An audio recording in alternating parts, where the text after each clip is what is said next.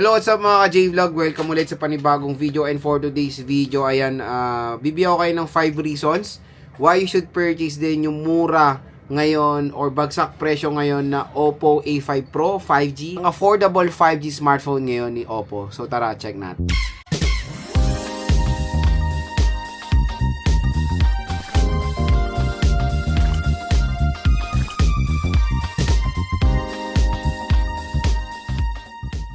So yun mga ka-J-Vlog, meron tayong marirecommend ngayon na smartphone, and this is the Oppo A5 Pro.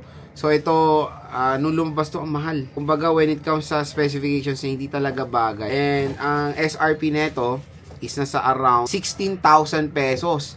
8GB 256 Oppo A5 Pro 5G. Pero magandang balita dito sa ating product link, dito sa ating view products, pwede nyo na lang makuha ang Oppo A5 Pro around 8,000 pesos, 8 to 9,000 pesos. Parang ano siya, lumalaban siya ngayon sa Xiaomi Redmi 15 5G, and hindi lang doon nagtatapos. Pag in-apply nyo pa yung ating special voucher, baka makuha nyo ng 7 to 8,000 pesos ang Oppo A5 Pro. So mura talaga itong device na to, at 5G na siya.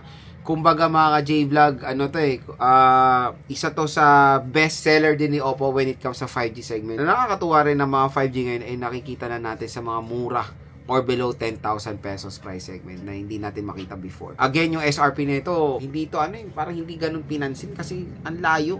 Dimensity 6300 tapos 16K, di ba? 6300 ngayon, usually budget 5G na ngayon yan, na at least dito sa Oppo A5 Pro naging entry level entry level price point na yung itong smartphone na to.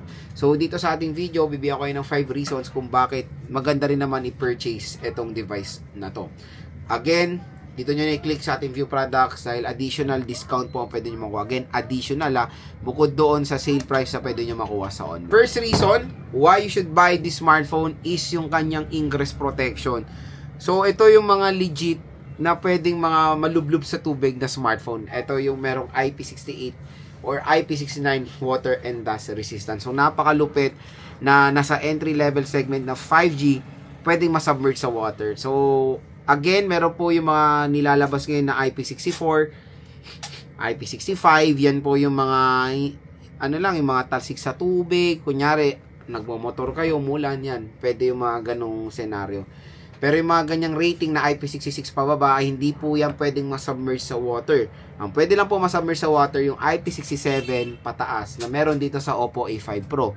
So again mga ka-J-Vlog, napakagandang feature yan, and I think meron din tong mode dun sa kanyang camera na underwater mode sa camera. So at least nagbibigay si Oppo ng ganyang option na nagpapatunay na pwede talaga malublob sa tubig itong smartphone na to. And yes, sa rating pa lang, pwede po. At yan yung isang reason kung bakit maganda itong bilhin, kasi sa karamihan ng entry-level smartphone, iilan lang po ang nag-o-offer ng ganyang IP rating or napakataas na IP rating.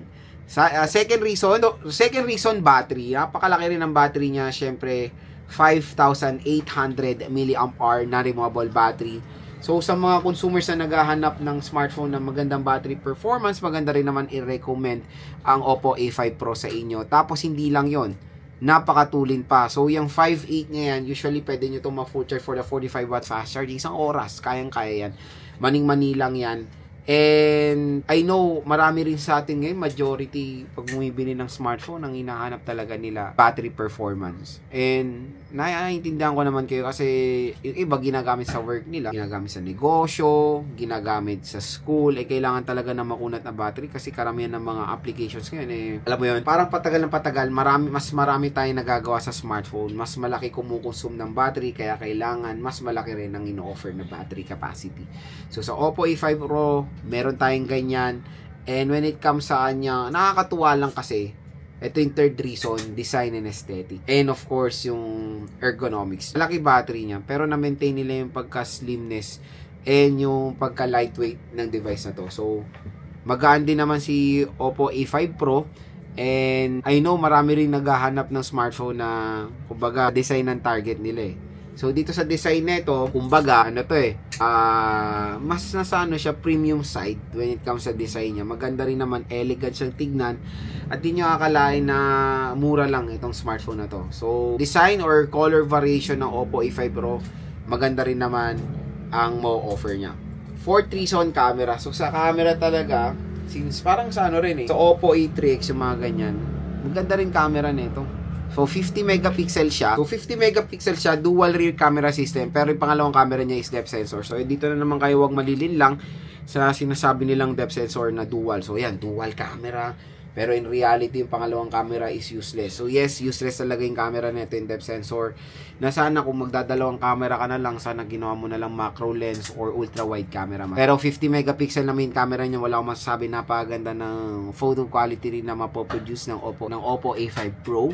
And talamak naman na si Oppo pagdating sa camera performance ng device sila. Makakapag-provide sila sa atin ng outstanding camera performance sa entry level segment.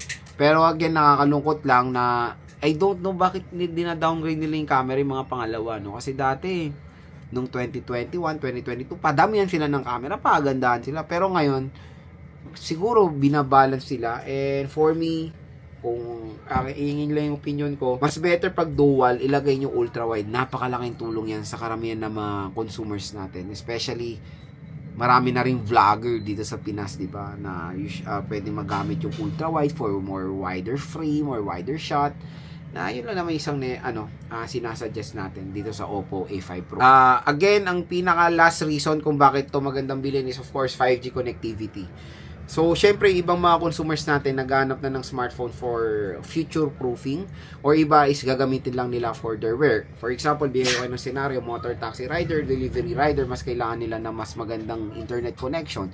Kailangan na siguro nila ng 5G para mas better yung kanilang pagbubook or makakuha ng mga booking or kumbaga hindi sila mawala ng kumbaga biglaang mabagalan ng internet. 5G connectivity dito sa Metro Manila is dominant naman na.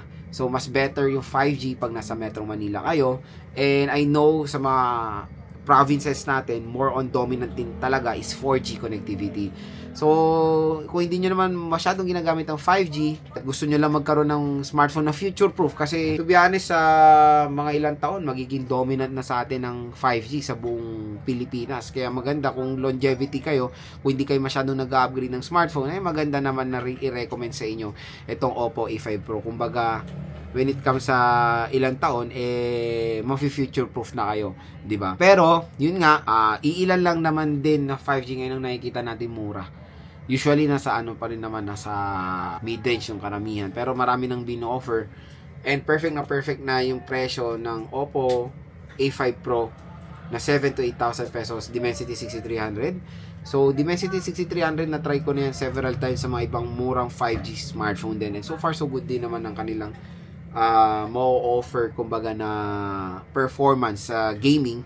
Again, hindi ko siya ma-recommend for solid gamers. Yung kunyari, ang nilalaro nyo talaga, Genshin Impact and all. Pero, tingnan natin yung 7K, I think. Tingnan natin pala yung RAM-ROM. Nalimutan ko yung RAM-ROM. Yung RAM-ROM na mo-offer niya is 8GB 128, yung 7 to 8,000 pesos.